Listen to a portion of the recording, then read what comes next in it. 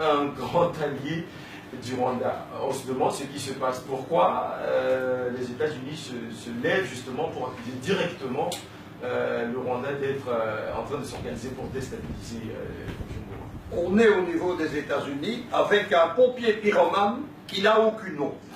Parce que la déstabilisation du gouvernement légal, légitime et démocratique du Burundi, elle est l'œuvre des États-Unis, avec ses alliés de Bruxelles et de Paris.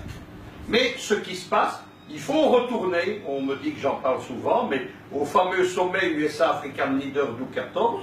Rappelez-vous, Obama décide une vague de changement de régime en Afrique que j'ai appelé le printemps africain, parce que c'est visiblement une copie du soi-disant printemps arabe. On sait ce que le printemps arabe a apporté au monde arabe. Libye détruite, Tunisie déstabilisée, Égypte revenue au pire moment d'une dictature militaire, etc. Et à ce moment-là, il désigne ouvertement 15 gouvernements. Dans ces gouvernements, il y a aussi bien Nkurunziza que Kagame. À partir de ce moment-là, les Américains, ce sont des mouvements de grande ampleur avec du temps. Ils décident tout d'abord de s'attaquer à Nkurunziza, qui est considéré comme le maillon fer. Et il se passe quelque chose que les Américains n'ont pas prévu, c'est que Nkurunziza, il leur dit non, non et non, il organise des élections, il a un soutien massif de la population, les élections se font démocratiquement. C'est pas Luc Michel qui le dit, parce qu'on me présente comme l'avocat de Bujumbura. Celui qui dit que les élections ont été libres et démocratiques, c'est l'ambassadeur Martins, qui dirigeait la mission de monitoring de l'Union africaine à cette élection. Il dit que toutes les élections, les municipales, les législatives, ont été démocratiques. Bon. À partir de ce moment-là, on arrive au mois de juillet, je suis sur les plateaux, à l'époque je me fais incendier par tout le monde, à part mon ami Mandakani, et j'explique qu'on est passé au stade suivant de la révolution de couleur au Burundi, exactement comme ce qui s'était passé en Ukraine en 2014, c'est le temps des escadrons de la mort. Vous vous souvenez peut-être des snipers sur le Maïdan. On sait aujourd'hui que c'était des mercenaires polonais recrutés par le parti de Poroshenko. Ça a été avoué par un député européen polonais, donc à Bruxelles. C'est la même chose. Il y a des escadrons de la mort qui arrivent. On abat des personnalités du régime Nkurunziza, dont le numéro 2 qui dirige les services secrets, et on abat des gens de l'opposition. Le but, c'est la guerre civile. C'est provoquer la guerre civile, et si possible, des nouvelles tensions génocidaires. Ça, tout ça, c'est de nouveau pas Luc Michel qui le raconte, s'est développé dans un rapport de 65 pages du procureur général du Burundi, qui est établi. D'où viennent les escadrons de la mort? Ils viennent du Rwanda. Lorsque se pose la question... Non, je ne vous interromps pas pour que ceux qui sont à la maison nous comprennent bien. Tout ce qui se passe au Burundi comme trouble depuis quelque temps déjà, c'est du Rwanda, en fait.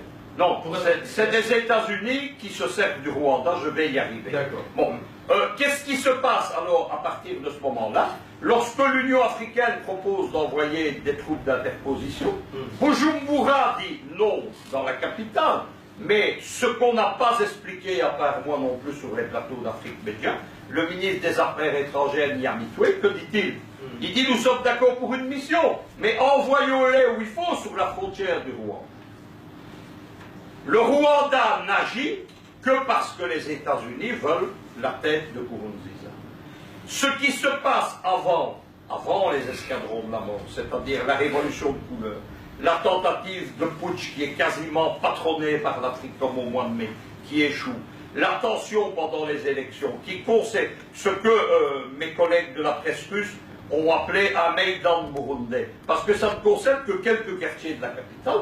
Tout ça est organisé par les ONG américaines, par la fameuse NED, qui est la vitrine légale de la CIA, par les organisations de M. Soros, et par la fondation de Soros Osiwa en Afrique du Sud, qui finance notamment les Rajoli, qui appuient le coup d'État du mois de mai. À partir du moment où vous passez à l'étape suivante, c'est-à-dire à la violence, aux escadrons de la mort, parce que c'est bien ça qu'il s'agit, il faut, pour les créer, il faut des camps d'entraînement, il faut des approvisionnements en armes. Vers qui les États-Unis se dirigent-ils? vers celui qui est leur meilleur allié depuis 30 ans dans la région, le régime de Paul Kagame. Le problème, c'est que les Américains, et nous avons déjà abordé le sujet sur l'Afrique Média, moi j'ai dit que c'était toute l'ironie de la situation. C'est qu'au moment où on dit à M. Nkurunziza dégage, on dit à Kagame dégage. Parce que l'administration Obama est dans une logique, ils ne veulent plus des régimes à homme fort. Ils veulent des démocraties marionnettisées, le genre qu'on a installé justement en RCA dont vous me parlez. Et dans l'affaire ici, je vais vous expliquer, en fait le département d'État, il joue au billard à 3 pans. C'est-à-dire qu'au départ, on a visé Nkurunziza, et ça n'a pas marché. Ceux qui m'ont dit pendant des mois que Nkurunziza allait parler, il est là, il a un régime stable, le régime est plus fort qu'avant la crise, parce qu'il a une adhésion nationale. L'armée qui représente aujourd'hui, ce n'est pas l'armée du génocide, c'est une armée nationale avec des Hutus, avec des Tutsis et avec les populations nilotiques dont on ne passe jamais, qui sont la 3e ethnie du pays, qui sont d'origine pygmée. À partir du moment où ça ne va pas Nkurunziza, le département d'État, il est passé à l'étape suivante, on s'occupe de M. Kagame.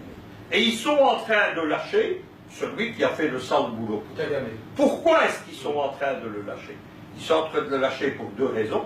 La première, c'est parce que les États-Unis sont pris la main dans le sac. C'est-à-dire que, avant les rapports du département d'État, le département d'État qui a du culot, il y a un rapport des Nations Unies. Et le rapport des Nations Unies explique comment on recrute des escadrons de la mort, comment les armes viennent. Le rapport des Nations Unies établit les filières d'arrivée des armes, notamment à Bujumbura, et il établit que les 3 mouvements de rébellion armée qui sont apparus soudainement au mois de juillet sont évidemment marionnettisés par le Rwanda. Une fois pris la main dans le sac, les États-Unis se dégagent, et ça les arrange bien, puisque maintenant ils ont un prétexte pour embêter Kagame qui leur a dit non. Et Kagame, à très grande vitesse, est en train de s'éloigner des États-Unis. Lorsqu'il y a eu le sommet USA-African Leader, j'ai fait 3 émissions avec Bachir Mohamed Ladam en direct, si vous vous souvenez. J'ai dit à ce moment-là, on m'a regardé avec sceptique, j'ai dit, Obama va fabriquer une génération de nouveaux présidents panafricanistes. Tous les gens qu'il va vouloir éjecter, ceux qui voudront conserver le pouvoir, vont devenir panafricanistes. M. Kagame commence à avoir un discours panafricaniste. Le président du Burundi a un discours. Il n'y a pas que lui, il y en a d'autres, mais on ne va pas aller dans tous les pays. Parce que si vous voulez résister à cette menace de l'Occident, il vous faut 2 choses. Il vous faut une idéologie qui vous permette de résister, c'est le panafricanisme, et il faut l'appui des masses panafricaines.